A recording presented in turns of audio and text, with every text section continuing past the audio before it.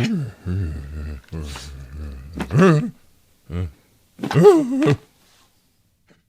don't you stay a while and take a seat? It's the channel that can't be beat, Frog Pants TV. Differently advantaged. I didn't mean that. Of course you will. Hey, look, it's George Costanza and freaking Gordon Jump on an episode of Seinfeld. Hey, everybody. Pull that out of my ear. This is Scott, and doing things a little different on this episode. I'm introducing it differently anyway. Taking a quick walk through the house so that I can get down to the show, get things edited, and get you guys a new episode. Checking the door. Today, Tom Merritt joins me. Tech maven, the internet sweetheart. Tech News Today's Tom Merritt. You know him maybe from CNET's Buzz Out Loud and many other cool things. Right now he's working on TNT, and he came for the weekend. We did some autopilot stuff, and we sat down and had a conversation about technology, and we asked him questions that were submitted by you, the viewer, so that he could answer them while he was here, and he did an awesome job, and I'm really excited to show you this. So, I don't want to waste any more of your time. Please join me now, won't you? And sit down and talk to Tom Merritt one-on-one for the next 15 minutes or so. Thanks, everyone. Look. Get it? It's a Fonzie scheme.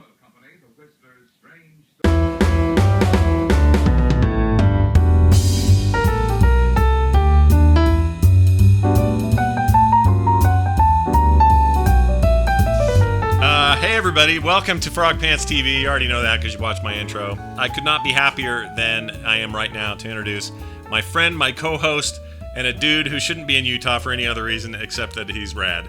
Ladies and gentlemen, Tom Merritt. Tom, welcome. Thank you, Scott. It's good to be here. Yeah, it's good to be here too. He's never on video, so this is probably really odd for him. Do I look at the camera or at you? There are no rules here. Hello, Scott. Hello. Anyway, we're excited to be here. Thanks for hanging out with us. I promised a couple of weeks ago that I would have Tom on and that we would ask Tom some questions. And United Airlines tried their darndest to stop it from happening. They tried to strand him in It took me to Idaho. Falls. Yeah. No one ever leaves Idaho alive. Me and Jason Howell. That's right. He somehow survived being born and raised there. But anyway, I'm sorry, Idahoans. It's a fine place to live. We're kidding. We love your Is it potatoes Idahoans, and do your you think? Aryan Nation. And Idahoans? Bitterroot Mountains. Yeah.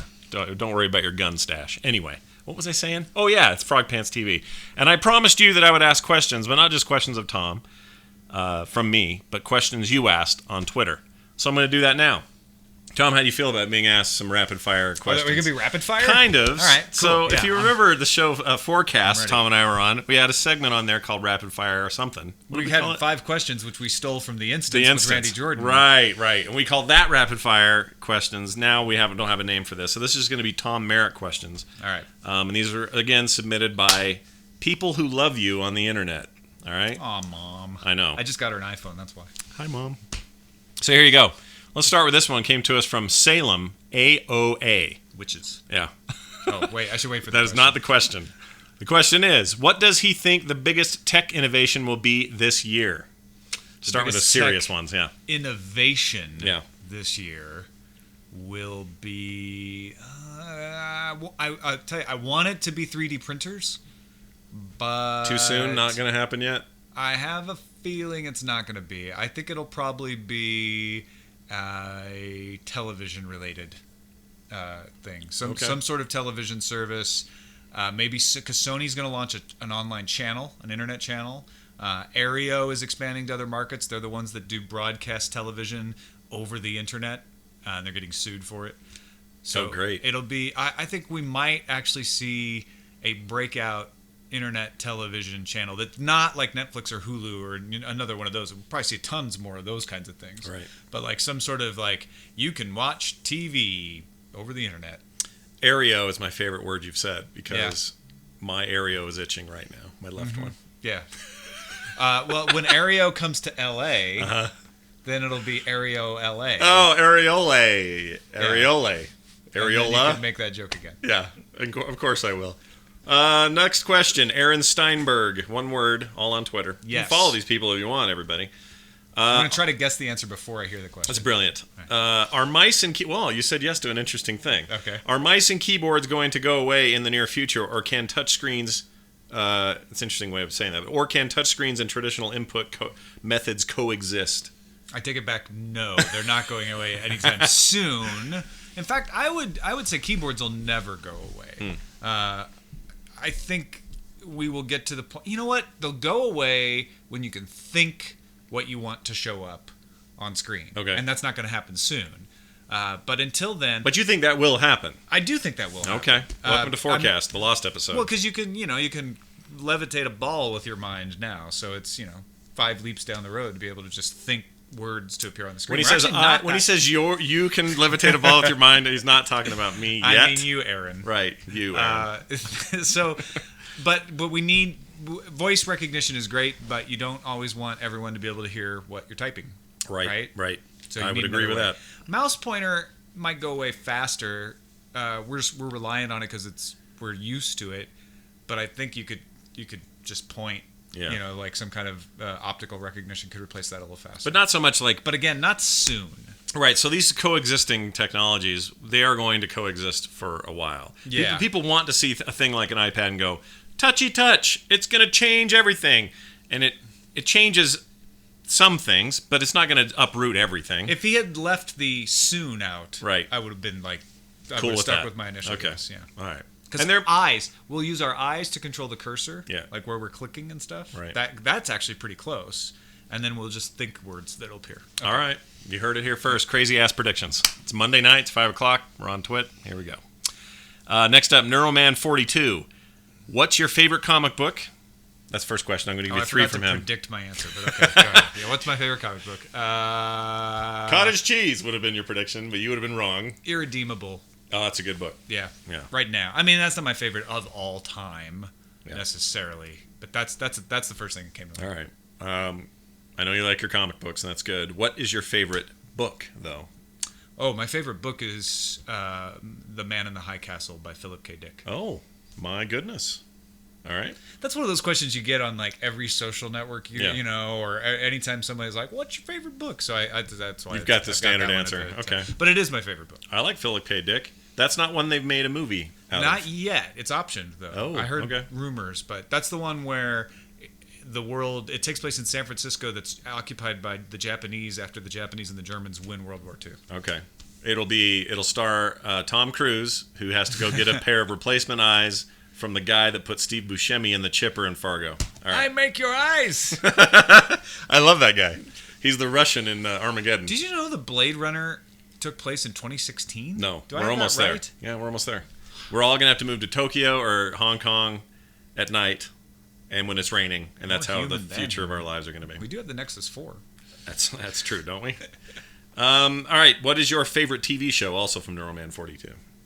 Well, my favorite TV show right now that I'm watching He-Man, then, is He-Man and the Masters of the Universe. No, it's I always have a hard time because there's so many shows.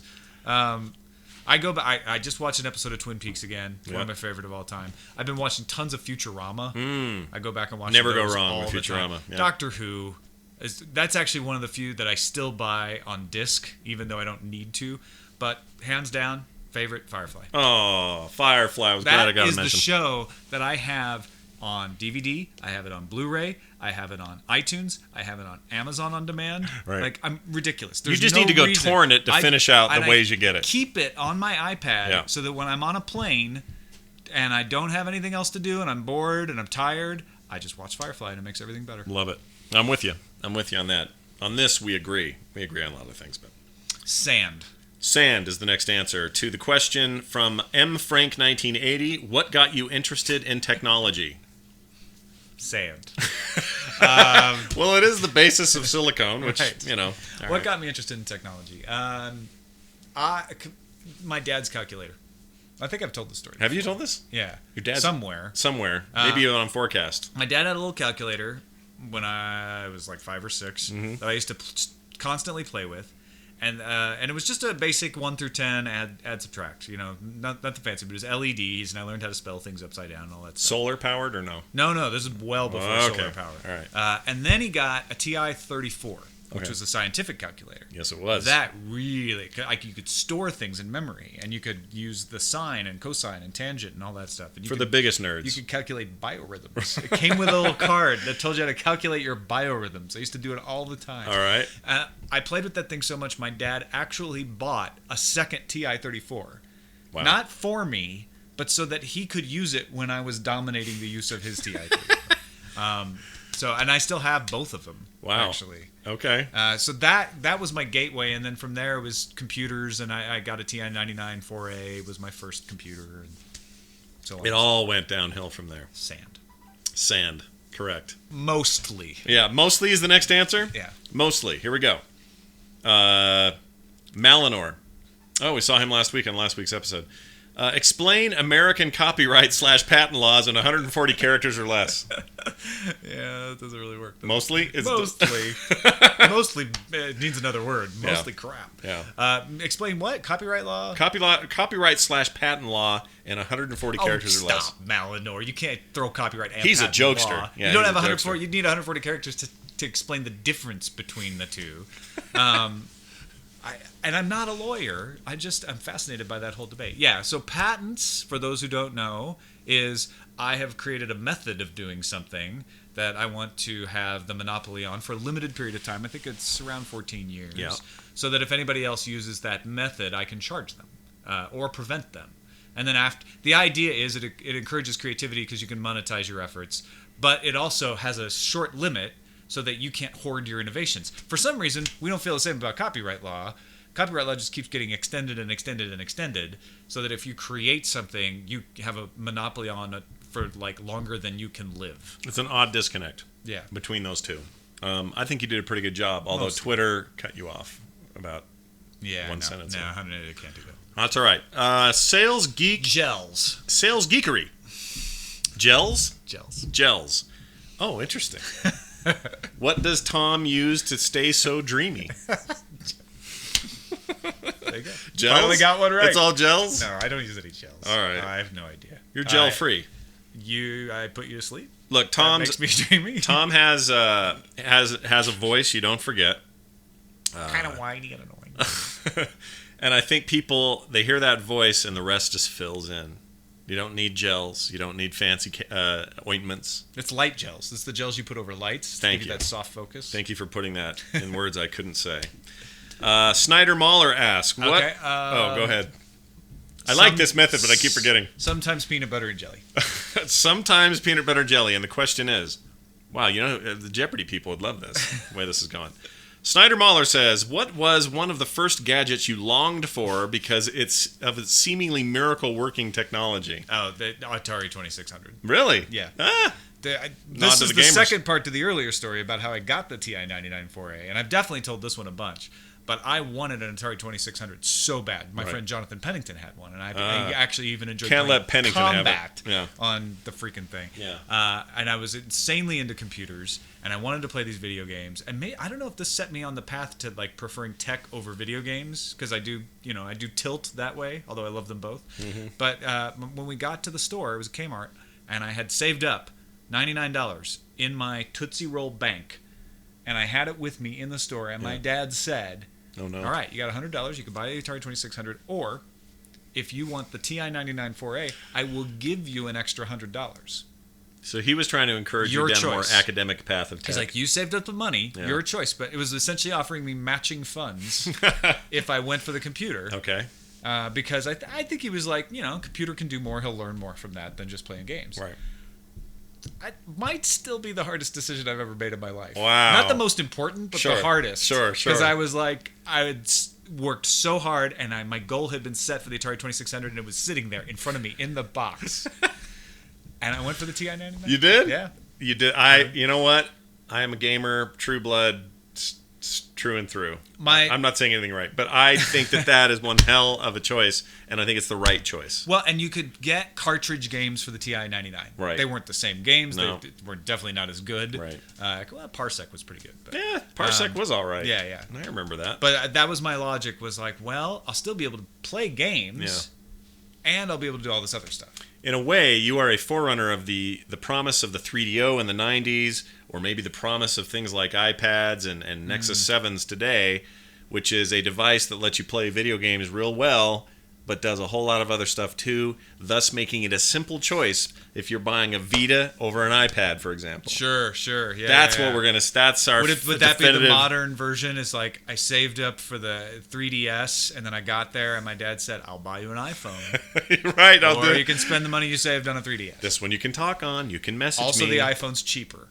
Because we- I'm going to get you the 3GS for free on contract. And we can track you with the phone, or I can't do it on the other one. All right, excellent. What's your next answer? Mouse pads do chafe. Okay.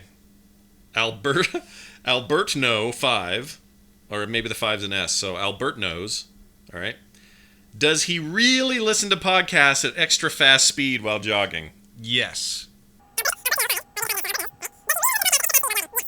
Well, that's a very good answer to that question. But I think I've always wondered, how do you stand it? Like, it would drive me... I guess what I'm saying is it's like this. If all you ever did was drive a jet ski to work, and then one day you were asked, no, you need to drive that VW to work. Okay. It's never going to feel good to drive that VW after you've done this other thing. It is only the instance that I listen to at 3 times speed. Oh, my You know gosh. that? No, I didn't know When that. I listen to The Economist or NASA, I listen to them at regular speed. Okay. The reason for this is that I don't want to fall behind. Okay. When the new instance comes out, I want to have finished the old one and know what's going on and be ready for the new one. Okay. So when I run, I've got these little 8-minute podcasts from The Economist, whatever, that's fine. Sure. But I'm like, I want to make sure that I get the instance in, so I'll do it sometimes, do it at 3 times. Now, not all the time. And in fact, recently, I've been listening at normal speed more often. Oh. But it's just a matter of practicality. And this last episode, it was running late in the week. So I'm like, all right, I got to 3x this one. Yeah. I hadn't done it in a while, actually. Okay. Well, that says two things. One, Tom's a very busy guy. Two, the instance is way too long in its current state. No, don't shorten it. I actually love every minute of it. I just need more minutes of my day. I don't even know how we would. That show's hard to shorten. Johnny Feisty, Johnny Feisty. however, Yes. works really good at 3x. I I'm agree. just saying. I'm sure you rip right through his segment. Yeah, Seems Flappy insane. sounds the same. Take that one, Johnny. We met him in Vegas. How's it going? Last big question. You ready? Yeah, light bulbs. Light bulbs. Here we go. This is from Hakito, our friend Eric Van Skyhawk. Oh, it's from Hakito. Some light bulbs, but not yours. Perfect. Has Tom gone all Hollywood on us? No, I don't live in. I've gone all West Side. Ah. Yeah, that's. It's interesting now. I've been living in LA for a couple weeks. Not very long, but I'm liking it. You enjoying it there? It doesn't feel that different, frankly. No. Because the thing about Los Angeles, it's big and sprawling. So yeah, there's Hollywood, and there's definitely Hollywood there, and there's definitely places there that are full of people that I want nothing to do with. But there's also plenty of places, and the west side of LA seems to have a lot of cool stuff. A little bit of beach bummy over in one part, but Where's the San Fernando Valley in relation to this? I have no idea. Because that's the porn capital of the world. Oh yeah, And I just like to make sure that I think Tom it's north. gets his chance. I don't want a Oh, chance. you don't? Okay. I really need. You'll be up for the next I don't AVN leave my Awards. house. Ah. I think you have to. Well, maybe not.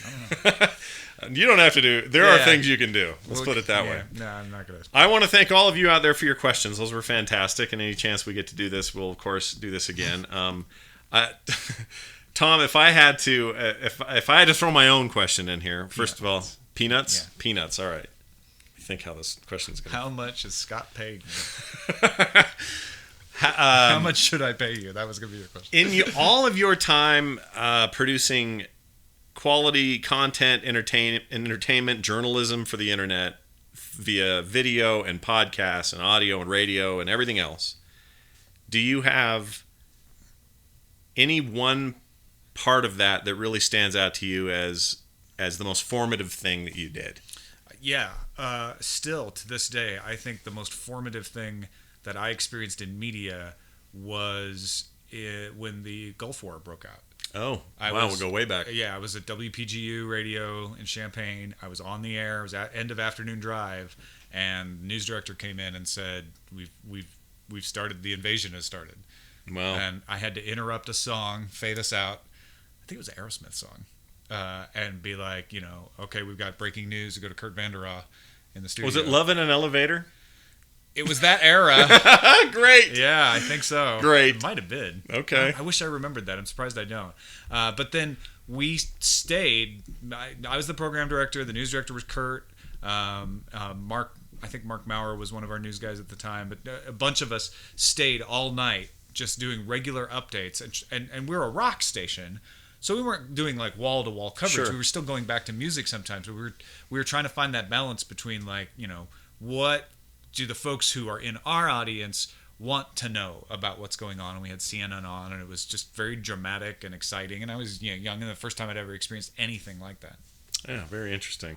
I mean, if you think about it, it's the first time since Vietnam that we were really faced with a war. Exactly. And you and I were the age of draftee age. Yeah. And when that happened, I went, oh, well, I may be going to war and I don't even know it yet. And I remember thinking that, that night even. It's like, wow, I wonder if I'll be in this. Thank goodness I wasn't. Well, thank you, George Sr., for not calling us up, because here we are now. But thank you, everybody who were and worked so hard to fight for our country. Had to throw that in there. That's going to do it for us, you guys. Thanks for hanging out for this little part of the show. We're really, really happy to have Tom here in the studio, in the house. Tom, I hope you had a fantastic trip. Yes. Thanks for hanging out. It's really fun. Yeah, we need to do this again. Once again, just reminding me that if it were possible, Tom and I would have a very fun video show. You should take a connecting flight through Idaho Falls and come out to LA. Okay, I need to be diverted. Yeah. Okay, that's the only way I'm going to Idaho. Or you could go to St. George. Oh, I wouldn't mind that. Go to Vegas for a half day. Thank you, everybody, for watching, and we'll see you next time.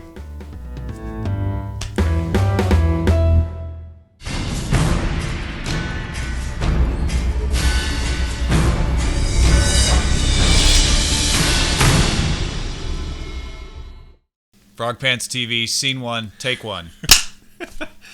Fancy.